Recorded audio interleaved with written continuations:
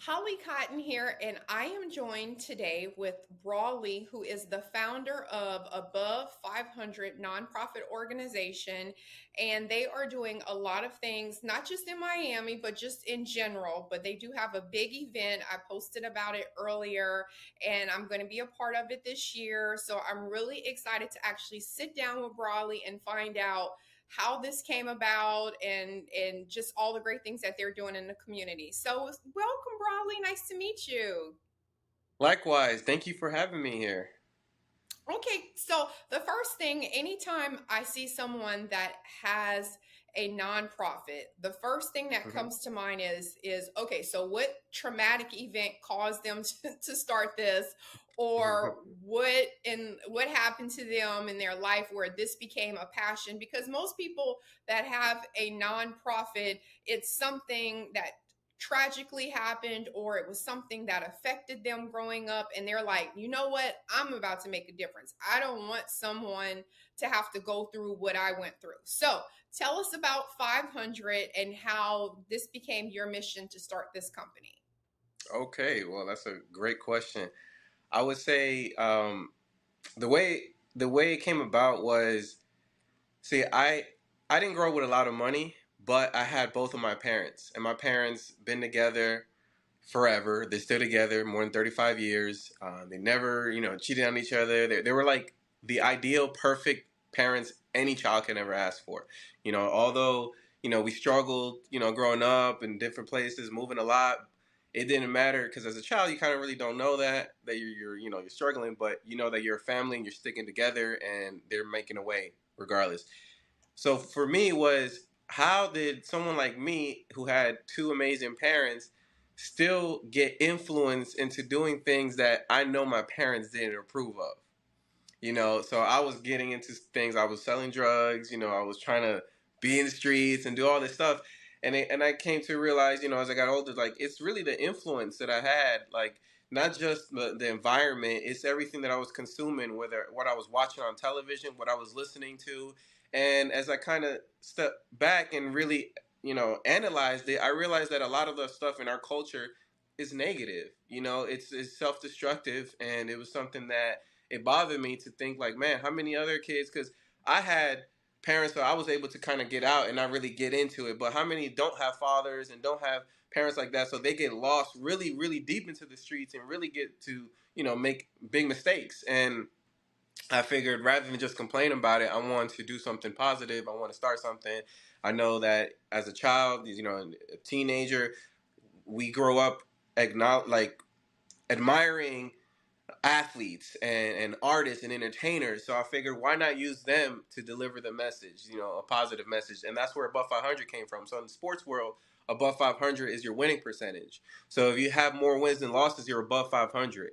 So in life, we're going to have some losses. It doesn't mean that you can't be a champion. You have to persevere. It's about perseverance. It's about staying positive, putting out more positive than negative, staying above 500 in that aspect. So that's what the whole message is came about. The whole name is a positive name, and I know something that I always wanted to do was something impact people in a positive manner. So that's basically how we started. We started off doing pep rallies at schools, and I would invite athletes and entertainers and other professionals to come to the school, speak, and just tell their story of transformation, tell the story, what they overcame, where they come from. And I know that just listening to someone's story, it inspires people, and they start believing that, hey, if they went through the same thing I went through and they did it, I can do it too.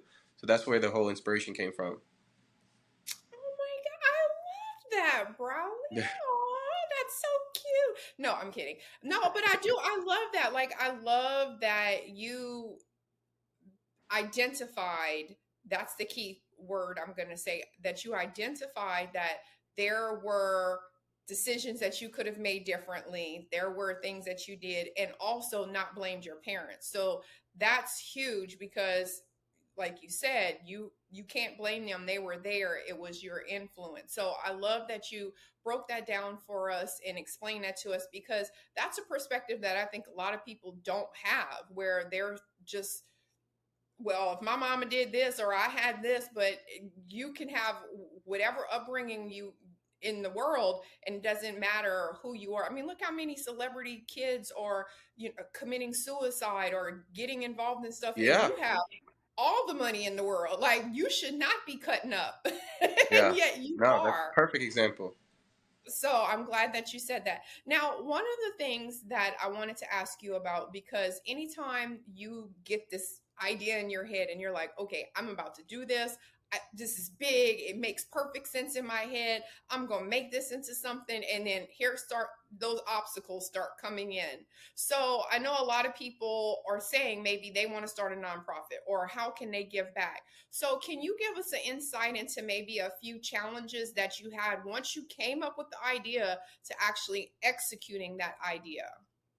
Yeah. So you have to stay motivated, and when you have an idea and you really are passionate about the idea, honestly, there should be nothing that's holding you back. You're your own enemy. It's your own procrastination that may hold you back. It's your own, lack of doing whatever it is.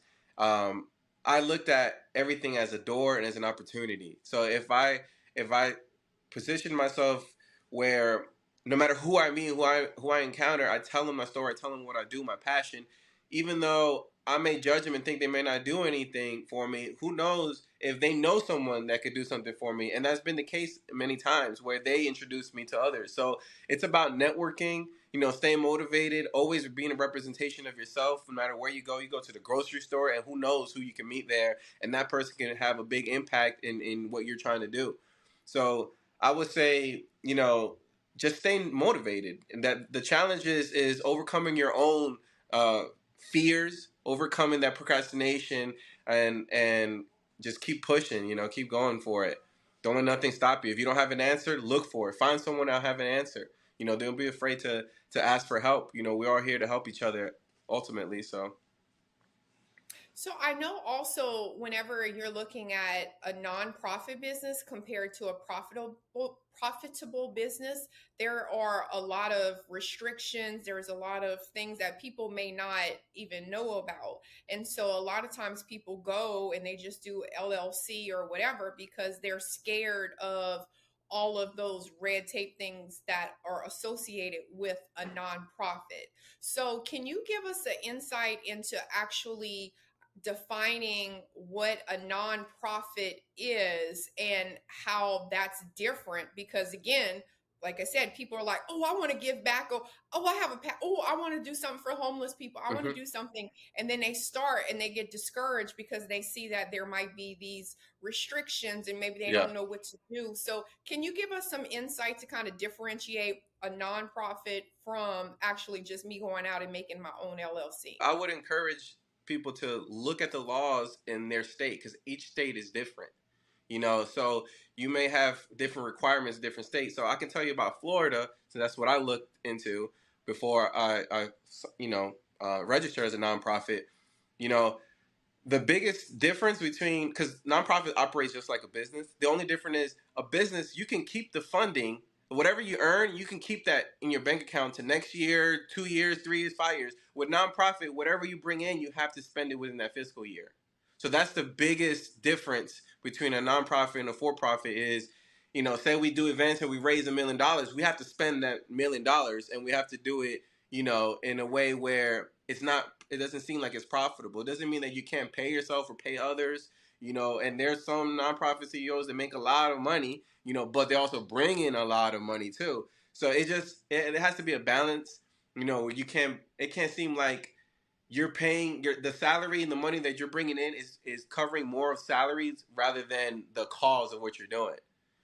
So that's really it. Look to the laws, and then when you spend the funding, make sure that it's spending. You're using it for the community. You're using it for giveaways, for whatever it is that your nonprofit is for. There's different sectors too. You have to have a mission statement, and whatever it is that you decide to do, make sure that it aligns with your mission statement.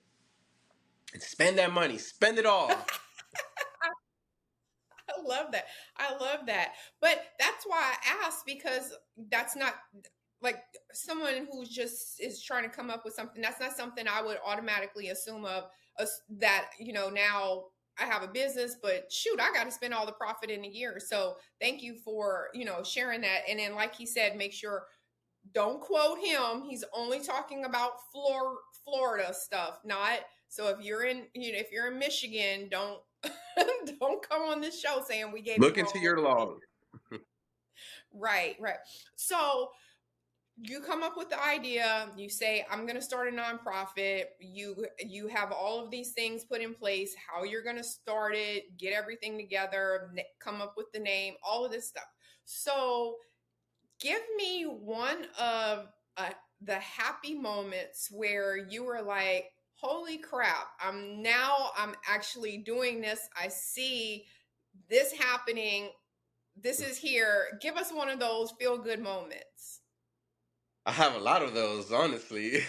But I would say it's that feeling every time where I have an idea like an event and I want to bring people together, and you kind of don't know what to expect. You don't know, well, how many people are actually going to show up. What if it's empty? What if it's this? You don't know. But you know that you've been putting in hours. You've been staying up late, really late. You've been waking up early. You've been sending out thousands of emails. You've been contacting people, but when it's time for the event and you go there, I'll specifically go to last year's Ignite the Culture event. You know, the first year we had an artist, a platinum artist, as the headliner. The second year, which was last year, we decided not to have a headliner. We wanted it just to go off the name Ignite the Culture. And I was a little nervous at first. I was like, man, there's no real headliner. Like, this is this. We're at a bigger venue. This holds a lot more people than the last venue. How is this going to be? I was in the back the entire time, like, handling the check-in, the celebrity stuff, and all this. And they told me, like, hey, I have to come out and give my speech. And I didn't know what to expect when I came out. When I came out and I seen all the stands full, I was like, oh, my God. Like, I did this? Like, what? They gonna remember me. They go. Yeah, it was. No, it was an amazing feeling. Like, the thing, man, this was with no headline. They did this off the strength. Like, it was a surprise, and it was very good feeling. Right, right. And I think those feelings are also important to hold on to because it's so discouraging being an entrepreneur. And like you said, sometimes you get so caught up in just the grind, and you lose focus on the outcome and the positivity because sometimes you're just tired and you're like, why am I even doing this? And then you have little snippets and those glimpses that remind you, this is why I'm doing it, this is why I'm Hmm. doing it. So what are one of the big things that you guys do? I know you mentioned you have to spend all this money in the year, so what is like one of your big things that you really focus on giving back every year? So I love to do the pep rallies at the schools because when we do the pep rallies, we bring in, like, professional athletes, entertainers, and then we give out like school supplies. We'll give them notebooks and pencils, and they eat those supplies up. Like, they're all grabbing them. They're getting all of the supplies. So doing those give backs and back to school drives and things of that nature. That's what I like to focus on outside of us doing the events. Now we do these celebrity games. These are fundraiser events, so we can do the pep rallies because the pep rallies are free, to the students in schools. One unique aspect that we're doing now is we partnered up with this organization called Empower Kids, and what we're doing now is we're giving school supplies like we usually do, but now we're using some of our brand that I had trademarked, like, for example, this shirt where it says "Product of my environment crossed out choices." So we have notebooks, pens, pencils with our brand on there, and we're handing the supplies. It's like a reminder of how powerful your choices are, regardless of where you come from. It's about what you choose to do. But with the Empower Kits, these notebooks and stuff, they have a QR code on there. And with the QR code, you can scan it, and it takes you to a virtual world where you have free mental health resources for students. So we're talking about therapists available at all times, life coaches, things of that nature. Because students and mental health right now it's a big deal. We're now just doing a lot of studies on it and see how it really affects the youth and all of that. And there are resources out there, but they're not really aware of them. So us giving them these supplies is kind of not only we're giving them a reminder, we're giving them access to the resources that are available to them. That way they can ask for the help. You know, they can talk to someone there. It's a really neat project. It goes as far as if you want to enter the metaverse. There's a metaverse you can enter where there's a therapist you can talk to 24/7 and things of that nature. So yeah, that's one of the factors, unique factors that we got going on, and for this Well, year. and I think that it's also good that you guys are doing that mental health thing, because I think so many people are finding out that they're having mental health issues earlier and earlier, and I think like older people, it was always, you had to bury it, you had to push Yeah. it. You couldn't show the world that you had any type of depression, Right. or you were having whatever it is. And I say depression because that's the biggest, most widely used mental health term diagnosis, but Yep. there's so many other ones as well. But so you just had to get it together, stop crying, go take a nap, whatever. Mm-hmm. So there were like, that was how the grandmas dealt with all of that. So I love that you guys are doing that, because I was a school nurse in a high school for a while, like a year and a half. And I tell people all the time, of all the jobs I had, that was the most challenging job I ever had, in being a high school nurse. And there were so many girls that were coming in there, and they were like crying, and I was like, oh my gosh, like this is a lot. Yeah. Have you talked to your mom? And they're like, I can't talk to her. Or, Yeah. guys would come in there, and they were like, kids were overdosing, and I'm like, okay, Yeah. this is a lot of stress. And there was no outlet, like there was no social worker. That the social worker was helping them get into colleges. There weren't Right. resources that were actually mental health. Mm. So I really love that you guys, like you said, that's an initiative and a Yeah. resource that you have. And I think for anyone that's listening and they have a company or they have something similar, I'm happy you're sharing that with them, because that's definitely something you should implement into your business as well. Yeah. So I also wanted to say, because you've said a few times, ignite the culture, and then you talked about this game, and so Mm. you kind of have given us these little snippets Yeah. of this. So I know people are like, wait, what's going on with celebrities? What they got Yeah. going on? What is that? What are you saying? So I know they're dying to know. So tell us about Ignite the Culture. Tell us about your huge event that you're having this summer, and give us insight, because again, I know you said it's sports related, but how did you come up with this idea to have a basketball game and other things? So we've been doing events we're celebrating at 10 years this year as well. So 10 years of community service. So we've been doing events for 10 years.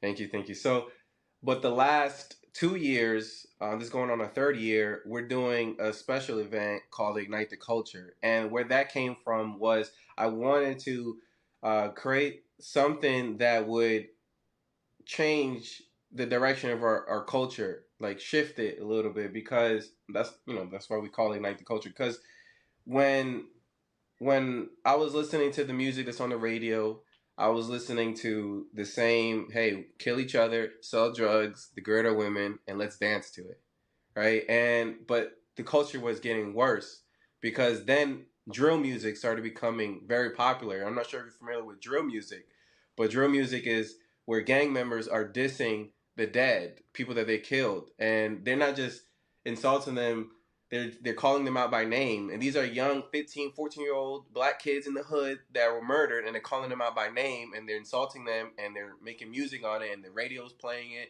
and they're doing it in the concerts, and the fans are singing along, insulting it, and it's something almost like demonic to think that you have a crowd of people chanting the name of the dead and they're insulting them, right? And when you look at it from that angle, and it was DJs were playing it, radio's playing, people are not saying nothing about it, and I'm like, we're just letting this become popular. We're letting this become a thing, and rather than just complain about it, I said, well, let me create an event for it. Let me invite all these artists out here, and let me remind them the power that they have when it comes to their music, their influence, how that affects the mental health, how that, just hoping that this could ignite the culture in one way where we at least have more responsibility, give us some kind of balance, do, just change or shift what we're doing, because I just really didn't like the direction of that, you know. So that's where that came about. Now this is our third year going on with Ignite the Culture. So far, the past 2 years, it's been doubling in size. You know, the first year was like 1,000 in the small little high school gym. The second year, 2,000. We packed out that. So now, you know, this year we're expecting 2,000 plus. You know, at this one. So that's where we are now, July 20th. That's where we're going. But we expanded it, so now it's not just a basketball game; it's a whole weekend. So we're doing a panel first. Where we're going to talk about mental health and influence, all that it has on our culture. Then we have the celebrity game. Then the following day we have a panel, and then a free football camp for the students, for kids, and then a flag football game. And then the last day, we partnered up with Rap Snacks and Master P for a Black Men's Empowerment panel. You know, so it's like a 3-day event that we got going on, July 20th to the 22nd, here in Miami. Okay, I love that. I love that. And hey, listen, I was going to um do the celebrity basketball game, but I didn't want to make anyone feel bad. So I'm just gonna attend and cheer on because Yeah. I got some skills, but I didn't want nobody to get beat by girls. So I was like, I'm just gonna be in the stands rooting for y'all. You play for real? You're a I, hooper? so let me just tell you this. I'm athletic all around. So if you Mm. look at my Instagram, I like and I so for me, even as I get older, one, I'm super driven. So I might like the first 1 minute, 2 minutes, I'm getting it together, but I'm going full force. Like I Mhm. am a force to be reckoned with. No matter what it is, I'm so competitive. So, Right. yes. And then, whenever you kind of have like that where you're just fit and athletic, things come Yeah. easier to you. And that's what I tell people, even when I have people that reach out to me, I'm like, oh God, I want to get back in shape. I'm like, okay, once you're in shape, stay in shape. Stay in shape, Yeah. because it just helps you be able to do that and you can maneuver and you don't have to keep falling off and starting over. So, anyway, that's my rendition on importance of being fit. Yeah, I But agree. I digress. Back to you. Um, Yeah. so so the last question I kind of just want to have before we talk about, how people can support you and all of that stuff is, I know that being a business owner, being an entrepreneur is very demanding. I know I have 32 jobs myself. So, having all these businesses, having all these hats, it's really it seems like we just sort of adapt to it because it's our life now, but with that comes a lot of sacrifices as well. And anytime I highlight someone and I talk about all the great things that they're doing, I also like to be transparent about the sacrifices, the losses, the things that we could have done differently. So when you look back on, like you said, 10 years ago, you started this is your baby, you've grown. So when you think about it, can you give us some insight into some of the sacrifices that you feel like you've made, and then also anything that you think you would have done differently? Yes. So I'm in therapy, right? And so I see my therapist once a week for my own mental health. And one thing that always stood out was the balance. Something that was a challenge for me was having that balance between work and personal life, because I would submerge myself in work where everything was work related. Even my friends, quote unquote friends, and relationship with friends is like, how can we do business and work? Like everything was work, to the point where my own son is like, Dad, you work too much. Can you play with me? It's like, oh my God, okay. I have to balance. So I would, I guess one of the things that looking back, would incorporating more of that balance, work and life balance, where I'm able to balance a lot better than what I have been before. Yeah, I would say that's one of the main things. Other than that, I mean, there's always going to be challenges. I feel like the more we we read on into things, and you know, just feed ourselves with whatever it is that, you know, whatever field we're in. I feel like we'll be able to avoid certain mistakes. You know, some of my mistakes were, um, this is the balance where balance comes in, because some of my mistakes were not treating certain situation as business, because I know this person for a long time, so I'm not treating it as business. I'm not getting paperwork done. You know, I'm not getting contracts in place, and that's happened to me where I know someone for a while. We didn't have formal contracts, and now they're running off with my contacts, trying to do the same thing and compete with me. So, and I brought them into my situation. So it's part of it is just lessons, and you just gotta adapt and try to move as far as you can. But I would say those are the biggest challenges that I've had. Yeah. Well, I can definitely pick up on just hearing your story that you are someone with a huge heart. And I know I'm a nurturer and a giver as well. So it's like we always hope that someone is like us.